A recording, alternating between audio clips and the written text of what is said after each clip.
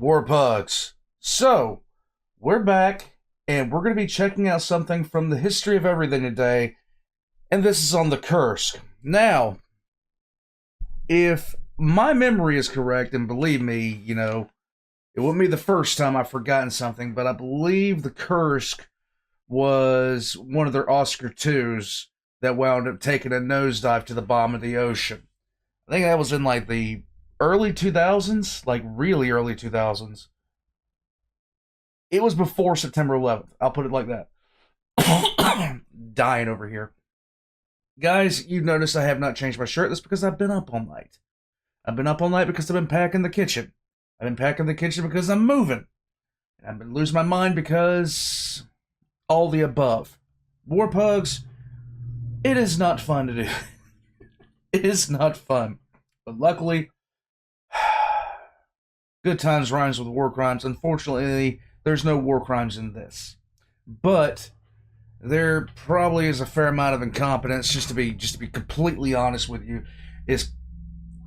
I have never really looked into the Kursk disaster. How can I not say that? Kursk disaster, really. I've never really looked into it. But here we are. Let's get into it. War Pugs, the Russian Navy sucks, part 2, by the history of everything. What more could you ask for on a Monday morning? Evening?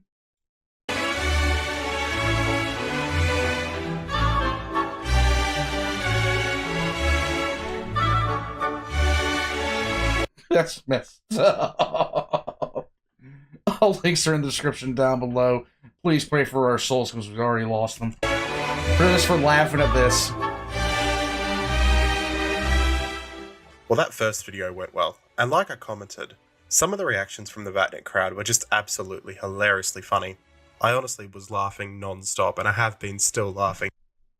You have to be able to laugh, or at the very least just smile and shake your head at the military incompetencies of your own country. You just have to. You just have to. Like, I get irritated about the Bureau of Ordnance, but if somebody cracked a joke about it, I'm going to sit there and grin and laugh about it. I'm not going to get all butthurt over it.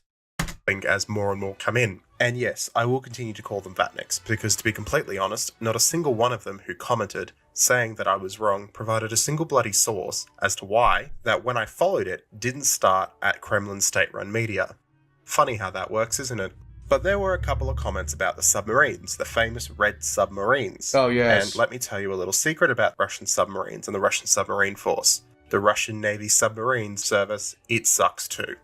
The thing about the Russian Navy, I'm going to talk about this after this video's over. You're going to understand some stuff. Is that with the exception of a few brief glimpses in history of what with highly competent leaders such as Ushakov, and I mentioned Rossosvensky, and for the people saying that I was saying that all the leaders were crap, I spent most of the last video praising Rossosvensky and the fact that he would beat up crap officers. Like, I pointed that out pretty clearly. Yeah. And I also pointed out Admiral Makarov too, but naturally you ignore everything against your little worldview. Yes, of course. As I was saying, the thing about the Russian Navy is it's always suffered from the same problem, namely the Russian government. So obsessed with it has it been LARPing as a superpower that it builds ships, or submarines, or whatever, and then just never maintains the damn thing. They just expect it to work. Think of a warship like a 2-year-old child. They run around like a psychopath, and then when you aren't looking, they walk into a glass door or run into a table and something breaks. You have to help the child and make sure that it doesn't happen again, but it inevitably will, because as a parent, your job is quite literally just to keep them alive long enough for them to become somewhat self-aware of danger. Same thing when it comes to ships. As a Navy guy, 6 years in, this is a very apt comparison. This is a 100% apt comparison. Going to break. They break a lot. You just have to deal with it and fix the damn things. Russia's approach to boat parenting is to make the kid down half a pint of vodka, pour the other half a pint down the kid's throat, give it some crocodile and just sort of wonder what was going to happen and hope for the best. Kuznetsov is a prime example of this. They nicked the damn thing in the 90s from Sevastopol without any kind of facilities to maintain the damn thing. And well, it's a floating hell that is held together by some kind of Rasputin-level voodoo that would make Warhammer 40k fans blush. The submarines, they're in the same boat. Have you ever heard of the Kursk? The Kursk had a brief mention in the last video. And it was one of those fabled death machine Wunderwaffen that was built by the Soviet Union towards the end of it. It was in the late 80s, 90s. It was an Oscar II class nuclear attack submarine. Yeah, I was right. And it was laid down in the dying days of the Union, and it was launched and it joined the Russian Navy in 1994, 3 years after the fall. The Oscar IIs are actually very capable and very strong boats. Oh, and yeah, they when are. They were, well, and this is the thing, when they were built.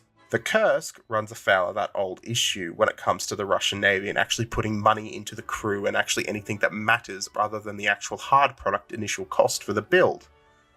And, I mean, it was also Russia in the 90s, so the bit of money they did have, they were busy pouring down their own pockets and buying some kind of super mega yacht with it while they all sort of figured out who could be the biggest oligarch. So, this is actually in the 90s, true. the ship had only one deployment, and this was to the Med, and it was to watch the NATO forces responding to the Kosovo crisis, because reasons. Following that, the ship stayed in port right up until the fateful event where it sank.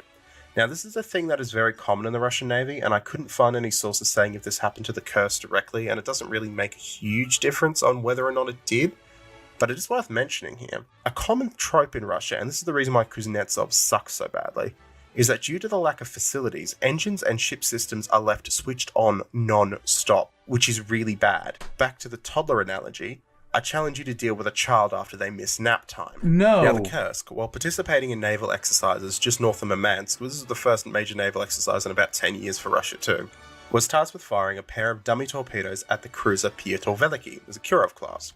Side note, I know everyone calls these battle cruisers, but the definition of a battle cruiser is to simply be a battleship that is faster and less armoured than a battleship, and the definition of a battleship is to sit in the line of battle and fire. The Kirovs do neither because the line of battle does not exist in a modern context, so they are. I believe, and I could be wrong about this. But I believe Russia's the only navy that still has a ship class called battle cruiser. I believe they're the only ones that have it, and this thing does look well armed. But remember, the Russians do. Look, shoot, look, shoot when it comes to their actual firing procedures, if I remember correctly. God help me. Guys, I'm running off of no sleep over about 30 hours. I'm an idiot. You guys know this. Let's just move on. I'm shutting up now. Cruisers. Big cruisers, yes, but they are not battle cruisers. Battle cruisers died off after the Second World War. Really, they died off after the First, but they were still potting around in the Second World War in the British Navy, so after the Second. Shortly after loading the practice torpedo, it detonated in the tube, blowing away the front of the sub and trapping 23 survivors out of a crew of 118, the rest being killed instantly. Now, this video is titled The Russian Navy Sucks Part 2, and it is about submarines. What we are going to discuss next is pure horror and not the fault of the crew of the Kursk at all. No. They did exactly what they were told, and that is exactly why they died. The ships themselves, or the submarines, generally aren't the issue with the Russian Navy at first. Well, they're not the root cause at least. Nor is the average sailor or the occasionally competent commander. No, the issue with the Russian Navy is the overall inflated bureaucratic stupidity that is the Russian Admiralty and state, and quite honestly, the fact it functions at all is rather incredible.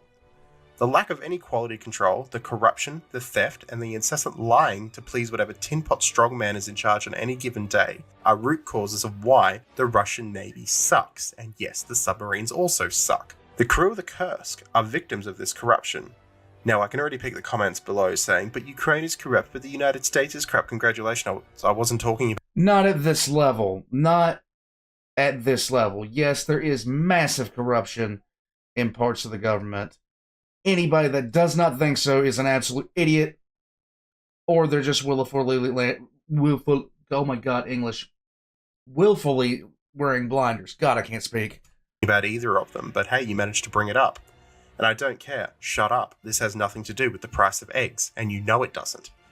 By all means, though, proceed to rub those two little brain cells together and ramble in the comments for me to have something to laugh at while I sit on the toilet tomorrow morning reading the comments, because I do read them, and I do find them quite funny. Now, Russian President Putin, and he'd only been president for about 4 months at this point, or was immediately informed of the tragedy, according to Russian sources. Again, this is all according to Russian sources. And was told by the Navy they had the situation under control and that rescue was imminent. Yeah, remember when I said Russian High Command was shit? Yeah, that hasn't changed much, has it? Putin, meanwhile, waited for 5 days before ending his holiday at the presidential resort in Sochi, on the Black Sea, before heading back to Moscow. Like I said, he was only 4 months into his tenure as president, and the public and the media were extremely critical of this decision to remain at the seaside resort. During this disaster, Putin would blame the media and their criticism of his administration for making the situation worse. How do you make it worse? Because that's the problem here. The worst part about the Kursk, and the real nightmare juice, is what happened to the men trapped after the bloody thing sank. They did not have to die. And they did. Because the Russian government let them. Because it was better to let them die than allow Western support to at least give the 23 men trapped a chance. I want to reiterate that. Vladimir Putin's government allowed 23 of its own men to suffocate and burn to death in the dark rather than allow Western help for 5 whole days. And no, it wasn't a guarantee that the British or Norwegian naval assistance, which was offered immediately, would have saved the trapped men. They did die within a matter of 6 to 8 hours, again, according to Russian sources. Yeah, right. Obviously, NATO wasn't allowed to inspect the bodies of the dead men or the submarine. But they could have had a chance. There was a chance, and instead the Russian government and the head of the Russian Navy are one Admiral Kuroyedov. Admiral K, he's an asshole, just we'll go with that. Anyway, he proceeded to blame the entire incident on a collision with either a World War II mine or another submarine. Not the craziest thing to initially blame it on. However, he went on to state that the accident had been caused by a serious collision with a NATO submarine, giving no evidence to support this statement. And senior commanders of the Russian fleet repeated this account for more than 2 years after the disaster. That's perfect. Many of them wishing for continued poor relations with Russia and the West, and they supported this scenario based on that propaganda line. You can tell Russian leaders are lying when their mouths are moving. Yeah. Now, particularly moronic people online would have you think that the Russians are okay with self-sacrifice and dying for the motherland as it is righteous. The miniseries Chernobyl kind of shows this with the whole I served the Soviet Union thing, which became a meme. And yes, it is correct, there is a certain kind of toxicity in Russia and a basis of personal experience and research, that pain and suffering is seen as masculine and manly and therefore the correct thing for men to do. However, it's not by choice. It never was. If you think that it's by choice, I've got some lovely property in Siberia that Putin would love to show you. Literally 10 seconds of Pizza Hut and drip-fed capitalism was enough to break the Soviet Union. People like nice things, like Pepsi, good food, and not fucking dying. So if somebody tells you that it is manly and heroic to die like the sailors on the Kursk did, well, I can't advocate violence on this platform, but you get the picture. Oh, and by the way, one of the key parts of this, when one of the mothers of the dead crewmen shouted at Putin saying he should, unalive himself with a projectile fired with gunpowder, well, she was forcefully injected with a sedative by a plainclothes nurse and carried off, while her husband was forced to say the line that he asked the nurse to do it. Later on, they came out to say they did not ask the nurse to do it. They were forcefully removed. So why did the torpedo explode inside the Kursk? Was it bad luck? Nope. No, it wasn't. It was good old-fashioned, leave it in storage well past its use-by date and use a type of explosive the West has outlawed for decades for being too dangerous. Not much has changed. It's been 20 years, but not much has changed. On the 26th of July, almost two... This is going to be painful for me to listen to because, even though it's Russia, even though it's, it's over 24 years ago at this point, I can't help but be sympathetic because I can't help but get angry about this kind of stuff. I can't help but be sympathetic because I'm not a fan of people dying. I'm not a fan of people dying, and I'm really not a fan of people dying because of incompetence. I can't stand it. It just rankles me.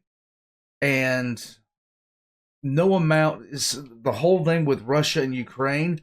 I want the war to end because no matter how much you unperson the Russians right now, those are sons, those are fathers, those are friends that are getting killed out there. And it's because some incompetent asshole is basically sending them off to fight a stupid, pointless war. And the same for the Ukrainians. In fact, more so for the Ukrainians. 2 years after So if I look mad, the that's disaster, why. the government commission and the Russian prosecutor general Vladimir Ustinov announced that the hydrogen peroxide fuel in the dummy torpedo inside the fourth torpedo launcher had set off the explosion that sank the Kursk. Ustinov released a 133-page volume top-secret report in August 2002, 2 years after the disaster, and the government published a 4-page summary in Rossiyskaya Gazeta. Yes, that. Revealing that stunning breaches of discipline, shoddy, obsolete, and poorly maintained equipment were responsible for the disaster. Really? That's a quote. Again, not much has changed, has it?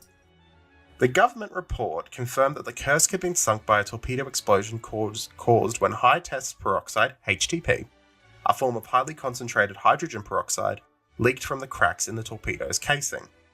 HTP is normally stable until it comes in contact with a catalyst. It then rapidly expands, acting as an oxidizer, generally making large volumes of steam and oxygen. It can go up to 5,000 times its normal size. Torpedoes using HTP had been in use since the 1950s, but other navies stopped using them because of the danger inherent in their design. HMS Sidon sank in 1955, killing 13 sailors when an experimental torpedo containing HTP exploded as it was being loaded aboard. The Royal Navy stopped using HTP decades before the Russian Navy did. It's actually not proven if the Russians have completely stopped using HTP today, by the way. Just side note, I couldn't find anything to say they weren't using HTP today. I wouldn't doubt it, they're still using it. After it had already blown up one of their submarines. There's a reason why the Russians choose HTP, and they chose it during this period. It was cheaper. Yep. The same reason that the RBMK reactor was not refitted. It was cheaper. Remember, this is Russia. Whatever's cheaper, it goes. And they want to know the best part and the reason why HTP was chosen? Vice Premier Ilya Klebanov, chairman of the government commission investigating the accident, suggested the disaster had been caused by a NATO vessel collision. And one of the reasons he did this is because he was the head of the defense industries, and over the objections of even some of the other officers, promoted the use of HTP torpedoes over safer alternatives to save money. I wonder what he did with that money. Another Russian admiral further went on to say that none of the crew knew how to operate HTP torpedoes or had Yeah. I bet he had a nice new car. ever even touched one before. Well, whose fault is The government's that? final report found that the officers who had issued the order approving the use of HTP torpedoes did not have the authority to do so, and naturally they moved the blame away from the politician responsible and to the lower rank and file. Woo! Go Russian Navy. Several sources also state one of the practice torpedoes, possibly the one in question, had been dropped during transport, and there had been a crack formed in the casing. But the weapon was stowed aboard the submarine anyway, and because the crane that could have lifted it out was broken, it was just left there. Maintenance reports revealed that the practice torpedo carried by the Kursk came from a batch of about 10 manufactured in 1990. So technically it was in date, however the casing was so cracked and so broken reportedly, that 6 of these torpedoes made from this batch were rejected due to faulty welding. So 6 out of 10, 60%, we're at a good start. And because the torpedo is not designed to carry warheads, they weren't really inspected with any level of scrutiny. I see a problem with that. I don't know if any of you do, but I see a problem with that. There are other issues too with the Kursk, like the escape capsules being inaccessible, the automatic recordings not working, and the rescue buoy being disabled, and more. However, thank God for this. The one thing the Russians got absolutely right on the Oh God, I can't wait. The automatic reactor shutdown worked, and it worked very well. Thank Oh, really? I wonder why that's the case. Christ for that. So, despite the many lapses in procedure and equipment, Ustinov, that prosecutor, said that no charges would be filed because the disaster was caused by a technical malfunction and blame could not be placed on specific individuals. Yeah, I wonder why he said that. He said that all of the sailors had died within 8 hours and none of them could have been rescued in the time available. Again, possible they could not have been rescued, but we'll never know because the Russians rejected any help. At a news conference announcing the inquiry, he absolved the torpedo's manufacturer of any fault. He said, and this is a direct quote, "Those who designed the torpedo couldn't foresee the possibility of its explosion. Fuel does not explode." Apparently, that's what he said.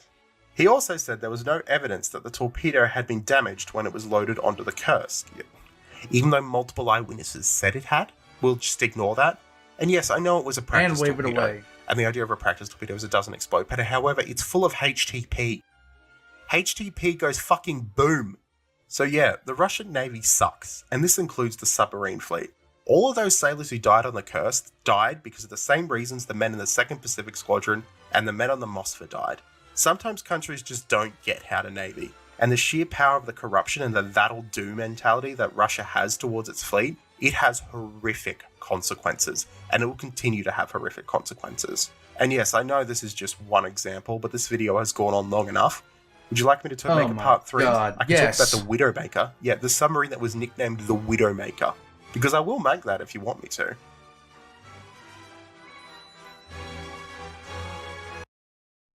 Warpugs.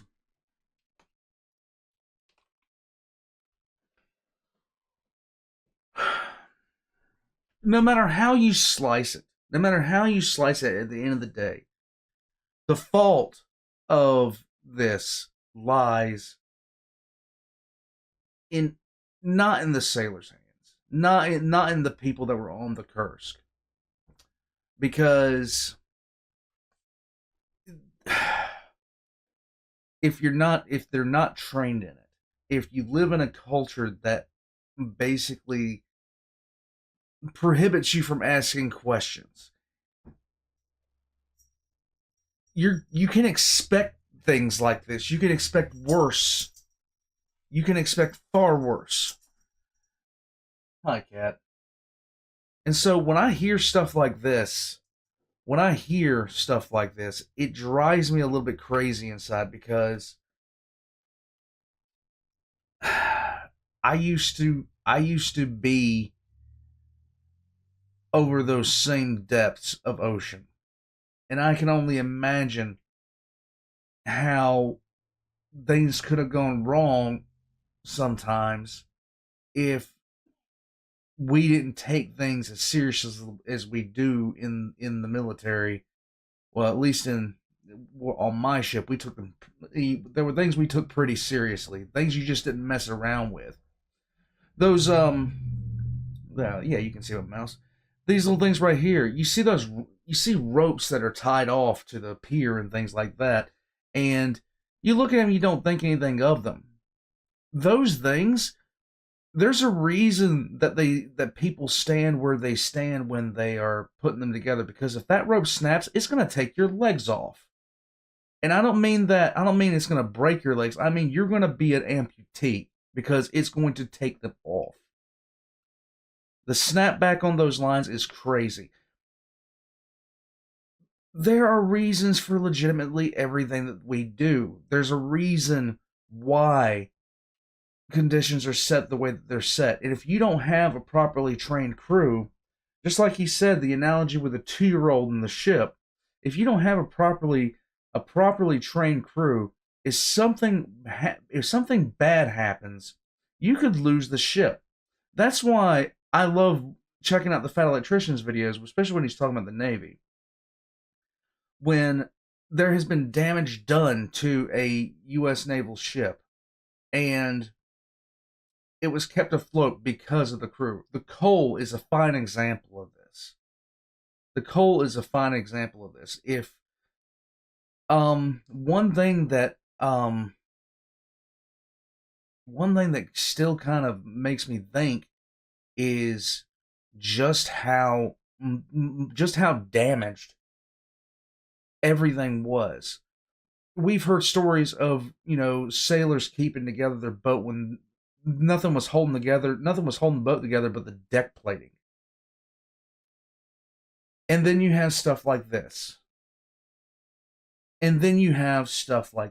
Where you have a crew that is not as well trained because they just didn't care enough to train them properly. They didn't care enough to put in the due diligence. This stuff bothers me. I don't like it when people die for no reason. I don't like it when people die for a reason. But for something like this, it was meaningless. And I don't even care about the weapon. Because the submarine is just pure out a weapon. I don't even care what the intention of the weapon is, because an Oscar 2 is what it is. But I was going to talk about something before all this. Oh, yeah, at some point, we need to talk about a guy named John Walker and how he caught the Soviets up to the U.S. submarine program because he was a bastard. And all you have to do is look up his name, and you'll figure out exactly how much of a bastard he was. The effects that he had on the Cold War were so drastic, it was insane. The reason we look at the KGB as this like massive shadowy force is in large part because of him. And I'm not sure if he's still in jail in Leavenworth, but rot forever, bro. Because if something had popped off, we would have been in a very disadvantaged position. Guys, that's enough about me ranting and raving about me being irritated at. It just irritates me, man. It just irritates the pure living hell out of me. You've got to train your crew. I remember, like, I ran spaces when I was in the military. And if you didn't belong in that space, if you weren't trained on how to handle problems in that space, you didn't go in there. The only reason you went in there was to get familiar with everything so you could be trained on it. Because if you screw around with some of this stuff, and you let somebody just mess around with it, terrible things will happen. And I mean, you've never heard of it happening. And the thing about it is, one untrained moron could make it happen.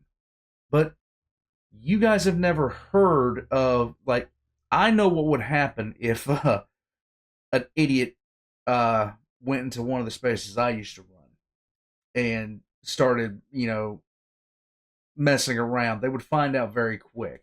And we haven't heard of that situation. I pray that we never do, because I will be screaming at the news report.